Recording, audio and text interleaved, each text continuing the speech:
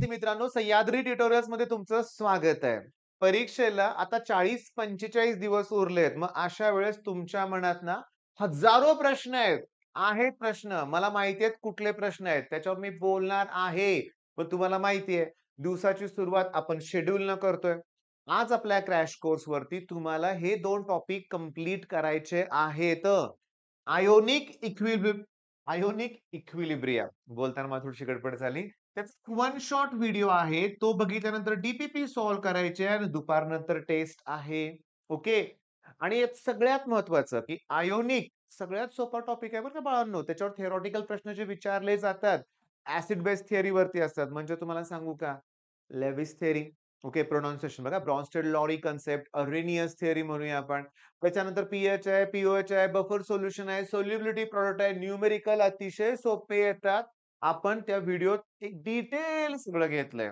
Okay. आणि D taste दिली की टॉपिक परफेक्ट होईल. फंक्शनचे तुम्हाला 3 व्हिडिओ बघायचे आहेत ना. छोटे-छोटेच आहेत लक्षात घ्या. म्हणजे वेळ काढावा लागेल आज. ओके. बरं, हे शेड्यूल तुमच्या लक्षात आलंय. म्हणजे टेस्ट होताना फंक्शनवर पण होणार आहे आणि आयोनिक इक्विलिब्रियाची पण टेस्ट होणार.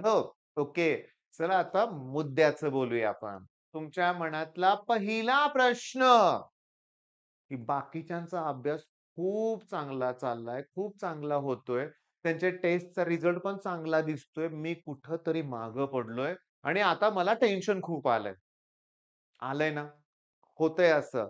मी तुम्हाला सांगतो माझा एक बेस्ट स्टुडंट होता बरं का, की तो 12th मध्ये माझ्याकडेच होता. पण त्यांच्या पालकांची मोठी चूक. 12वी सुरू होतानाच अगोदर ते मला काय म्हटले, की "सर यावर्षी तो सगळं त्याचं बेसिक क्लिअर करणार आहे." ओके. मी म्हटलं, "म्हणजे?" "आम्ही त्याला लातूरला नेक्स्ट इयर रिपीट करायला लावणार आहे." अरे सुरुवातीलाच रिपीटचा निर्णय. सुरुवातीलाच. मी त्यांना म्हणलं, "अहो प्रयत्न तर करूया." "नाही होणार सर, प्रयत्न करूयाच आपण. पण आम्हाला माहिती आहे नीटचं एका अटेम्प्टमध्ये क्लिअर होत नाही. नीटला 2-3 वर्ष द्यावी लागतात." "कुणी सांगितलंय तुम्हाला? आपण अगोदरच सगळं हे." झालं काय, मग पहिल्या अटेम्प्टमध्ये माझ्या इथे ठीक-ठाक स्कोर झाला. त्यानंतर लातूरला गेला.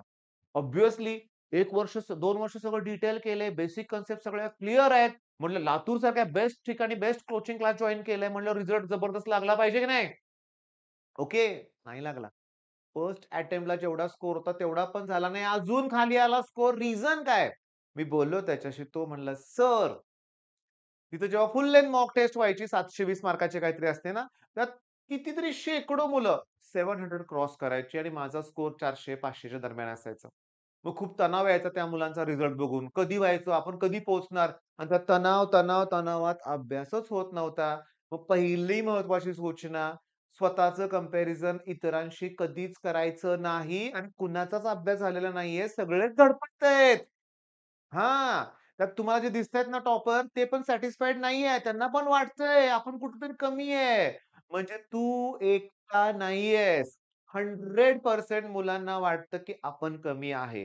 प्रयत्न करूया ना. मग पहिल्या प्रश्नाचं उत्तर तुला मिळालंय. मी तुला म्हणजे एकेरी स्टुडंटला बोलतोय. तुम्हाला मिळालंय उत्तर. बरोबर आहे, की आपण एकटे नाहीये. आपल्याला सगळ्यांना आपले एफर्ट्स घेऊन स्कोर इम्प्रूव्ह करायचा दुसरा प्रश्न, की सी-ई-टीचा अभ्यास एवढ्या दिवसात होईल का माझ्याकडून? कसला हा प्रश्न आहे? होईल का म्हणजे? का नाही होणार? का नाही करणार?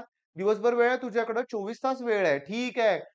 काही बाकीच्या ॲक्टिव्हिटीज तुम्ही आता करत नाहीये. कुठलं स्पोर्ट्स प्रॅक्टिस 5-5, 6-6 तास करायचं असं पण नाहीये. मग का नाही होणार? का नाही होणार? कशाला ओव्हर थिंकिंग करायचंय? होणारच. म्हणजे तो प्रश्न पण तुमच्या मनातला चुकीचा आहे. तिसरा प्रश्न, ते बोर्डची एक्झाम जशी आली ना, तसं मला टेन्शन आलं. मी तुमचा क्रॅश कोर्स घेतलाय अगोदरच. पण बॅकलॉग 11चे तुम्ही टॉपिक जे शेवटी अपलोड केले ते मी बघितलेच नाहीत. मला माहीत आहे ना, म्हणून तर मी फंक्शन आता परत तुला करायला लावतोय ना. आणि जी नवीन मुलं आहेत, ज्यांनी नवीन आता कोर्स पर्चेस केलाय, त्यांचं मी प्लॅन करून सगळा सिलेबस देतोय ना तुम्हाला. म्हणजे मी तुम्हाला सांगतो बॅकलॉग काहीच नाही. आता सुरुवात झालेली आहे लक्षात घ्या. मग कसला आलाय बॅकलॉग? आणि सगळ्यात महत्त्वाचं, ठीक आहे, मी मान्य करतो ना, बोर्डच्या वेळेस काय होतं माहितीये का, तो जे पहिला अटेम्प्ट पण आला होता. अजून काय होतं माहितीये का, बोर्डचं एक कारण सांगतो निमित्त, पण जे पण एक कारण होतं. सबमिशन हे एक मोठं कारण होतं. 2 वर्षात काही कधी केलंच नव्हतं. लास्ट मोमेंटला सगळं लिहावं लागलं होतं आपल्याला, आहे की नाही? प्रॅक्टिकलला जावं लागलं होतं एक्झामला. प्रिलिमला जावं लागलं होतं आणि त्याच्यामुळे बॅकलॉग राहिला होता तुमचा. पण आता कसला बॅकलॉग? माझं टार्गेटच आहे, की त्या पुढच्या काही दिवसात म्हणजे मार्च एंड पर्यंत रोज 2 नाही, कधी-कधी आपण 3-3 टॉपिक शोधून देणार आहे. आता समजा 11चा एखादा सोपा टॉपिक आहे. Some basic concept of chemistry, one shot, sound, one shot. Complete झालंय आपलं लक्षात घ्या. आपलं रिडॉक्स रिएक्शन पण झालंय, इलेक्ट्रोकेमिस्ट्री पण झालंय. तुम्ही साउंड पण फिनिश केलेला आहे. तर आयोनिक फंक्शन रोज असं होत चाललंय ना. काही बॅकलॉग वगैरे नाहीये हे डोक्यात ठेवा तुम्ही. ओके. आता कॉम्पिटिशन किती आहे? लाखो मुलं बसलेत. कसं व्हायचं माझं? मग त्यावेळेस मी तुम्हाला परत एक एक्झाम्पल देतो, मी जे अगोदर दिले ते. महेंद्रसिंग धोनी, अॅलन हा कोचिंग क्लासेस तुम्हाला माहिती आहे. त्यांनी त्यांना बोलावलं होतं ॲज अ चीफ गेस्ट कुठल्यातरी फंक्शनमध्ये. एक मुलगा उठतो आणि म्हणतो, की "सर मी नीटची एक्झामची तयारी करतोय. मला 20,00,000 मुलांशी कॉम्पिटिशन करायची त्यातून पुढे यायचंय. मग हे मी प्रेशर कसं हँडल करू? तुम्ही काय मला गाईड कराल का?" महेंद्रसिंग धोनी काय म्हणाला, की "तू तर 20,00,000 मुलांशी कॉम्पिटिशन केलं. माझी कॉम्पिटिशन 100 कोटी लोकांशी होती." आलं का ध्यानात?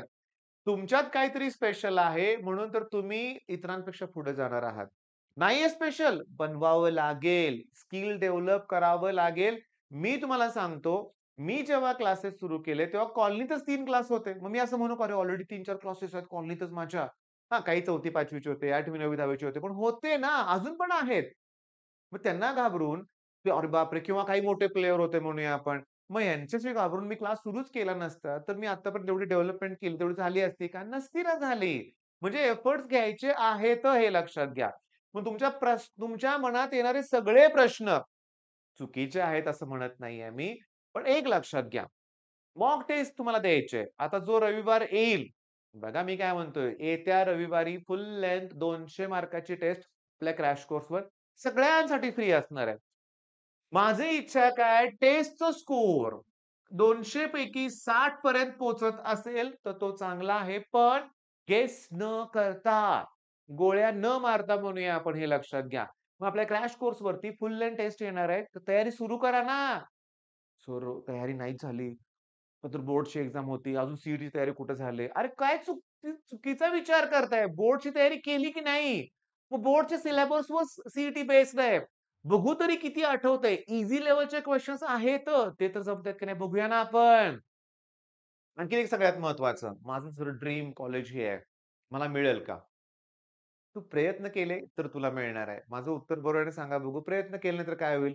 पण इथं स्वतःशी प्रामाणिक राहायला शिका. मी तुम्हाला सांगू का? मी क्लिअरली सांगतो तुम्ही स्वतःशी प्रामाणिक राहायला पाहिजे. आयुष्यात कष्ट कधीही थांबणार नाहीयेत. आता मी 23 वर्ष क्लासेस घेतोय. मी अजून 10-20 वर्ष समजा क्लासेस घेतले. तरी मला दरवर्षी तेवढेच एफर्ट्स किंवा त्याच्यापेक्षा जास्त एफर्ट्स वाढवावे लागतायत दरवर्षी म्हणूया आपण. मग त्याच्याशिवाय मी टिकू शकतच नाहीये. मी सक्सेस आता एक महत्वाचं वाक्य इंग्लिशमधून सांगायचा प्रयत्न करतोय बरं का. Success is not a destination, it's a journey. मी ऐकलं होतं एका ठिकाणी वाक्य हे आणि ते माझ्या पक्क लक्षात राहिलंय. मला ते पटलं रे. म्हणजे असं होऊ शकत नाही ना. चला आता मला सक्सेस मिळालाय, मी आता निवांत राहणार आहे. काही मी करणार नाही. मी वर्ल्ड टूरला जाईन, मी एन्जॉय करेन. फक्त निवांत आणि येतंय माझ्याकडे सगळं. नाही. एवढा निवांतमध्ये धीरूभाई सॉरी म्हणजे धीरूभाई म्हणजे अंबानी म्हणायचं तुम्हाला. अंबानी किंवा अडाणी ही 2 नावं सारखी फेमस असतात है ना. एवढी निवांत ती सुद्धा लोकं नाहीयेत.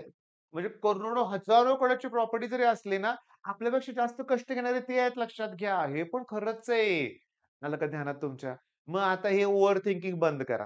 हजारो नाही लाखो प्रश्न मनात असू दे, ते बाजूला ठेवा आणि फोकस अभ्यासावर करा. आज हे 2 टॉपिक संपवूया.